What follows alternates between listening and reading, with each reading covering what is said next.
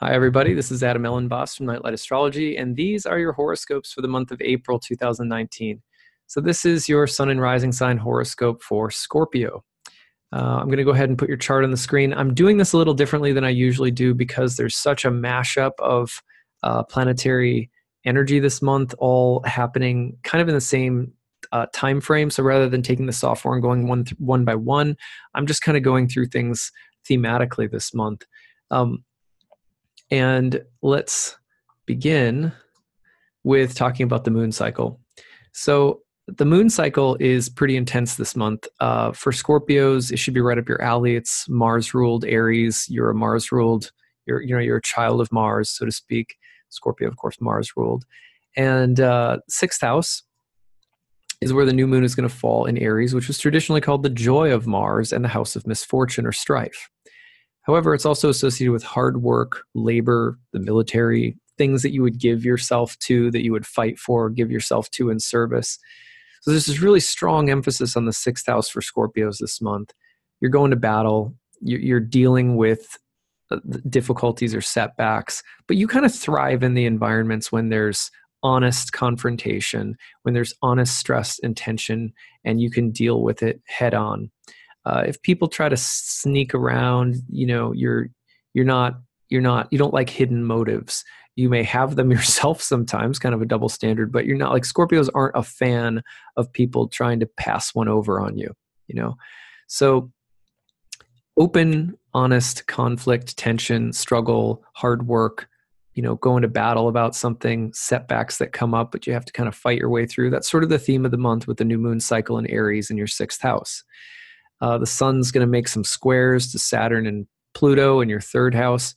This could involve conflicts with family members or friends or close people in your neighborhood, or it could also involve siblings, issues with siblings or cousins, stuff like that. But the third house in a general sense has more to do with the things that we are bound to that guide or direct our action in our immediate environment, like family, home, community, siblings, brethren. In the old world, it just had the meaning of whatever would guide your actions in the world that you were bound to by kind of lunar familiarity. The third house was called the joy of the moon. So with Saturn and Pluto and Sun getting in there, loyalty this month, strict and fierce loyalty, but also the feeling of obligation, responsibility, duty, and the hardships that come with those things. That's really what's featured. It could be a more mentally intense month for you. So I'm feeling a little bit cautious about that, but otherwise I like where things are. I like where things are heading for you this month because Scorpios of any sign are really built for this kind of energy and doing it with tact. Like it's a real good feminine energy to Scorpio that can usually handle these kinds of things pretty well. So that's first part of the month. And then by the 19th, then we have full moon in Libra in the 12th house. This one may not be as easy for you. When you get to that full moon in Libra, you're at a Venus-ruled full moon in the 12th house, which is a house sometimes associated with self-undoing, pain, sort of misery, getting led off course a little bit, feeling like you're being taken somewhere that you don't necessarily want to go, and a painful or difficult place where you lose control a little bit. And it's coming through Venus, right? So through love, through relationships, through women or friends, through, so the earlier part of the month where things look real principled, and you're maybe fighting your way through something or demonstrating that loyalty and that principled approach. Second half of the month is going to be more complicated diplomatically or socially.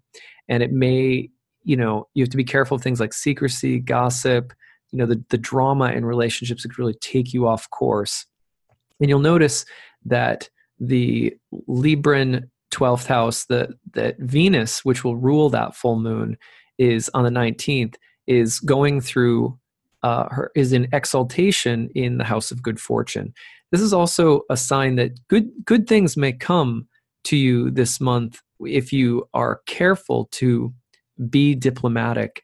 They may come through unexpected difficulties, or there may be twists and turns of fate in relationship that aren't exactly easy, but that something very good or positive comes out of it. On the other hand, you have to be really careful about self-destructive or indulgent behavior, especially in relationships or when seeking pleasure.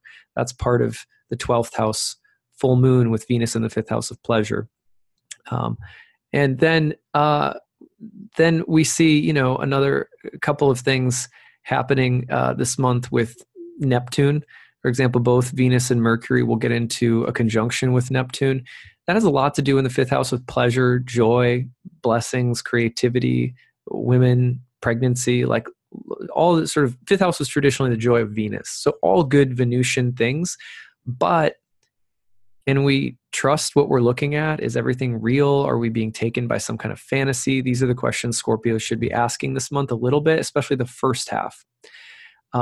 Because the whatever Venus and Mercury are getting into with Neptune, they can bring, again, like really like romantic, imaginative, creative atmospheres that are really nice.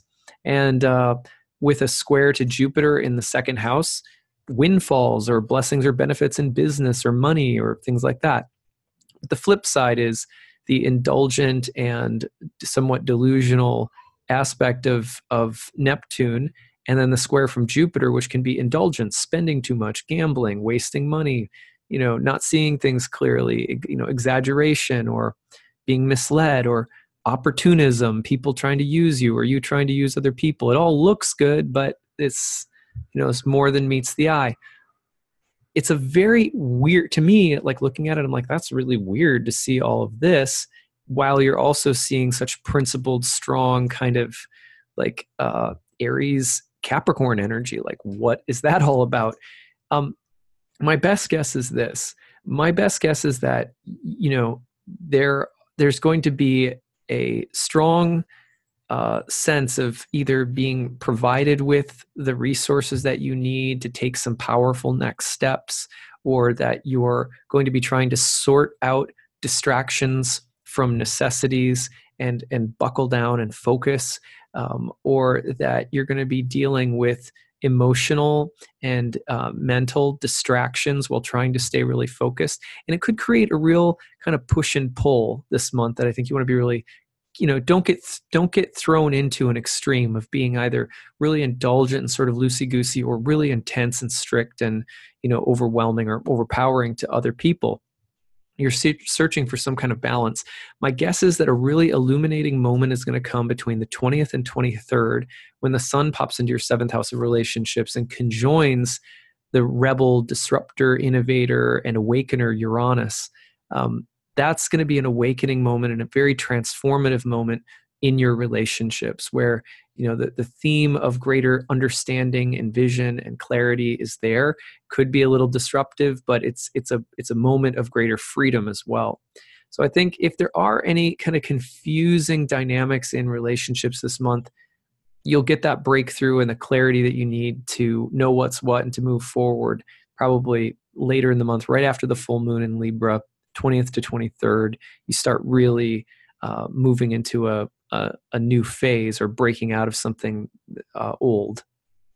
So I know it sounds dramatic. It's a big month. Listen to my overview of the month. You'll hear me talk about Saturn in the South Node. In your 3rd house, these planets all month long are really, Saturn, South Node, and Pluto are emphasizing that the feeling of obligation right now to siblings or family, or anything that you feel obligates you in a real domestic kind of root level, your immediate environment and the people you're most closely attached to, those obligations are going to be really strong and potentially a little heavy this month. And you just don't deal with them in a way that exacerbates the situation. That's the main thing. So, all right, that's what I've got for you, Scorpios. I hope that this was interesting, and I hope you have a very beautiful month. Every horoscope this month, I'm picking and choosing things a little bit differently, reflective of the fact that Mercury is with Neptune as I'm doing these, right? There's this month, because there's such a logjam of transits again, lots of them in lots of different areas and pretty much all together. I just focused thematically on trying to draw out what I felt like were the strongest themes rather than going through each individual aspect. So I hope that this sits well. Let me know how things go. Leave me some comments, and we'll see you again in May.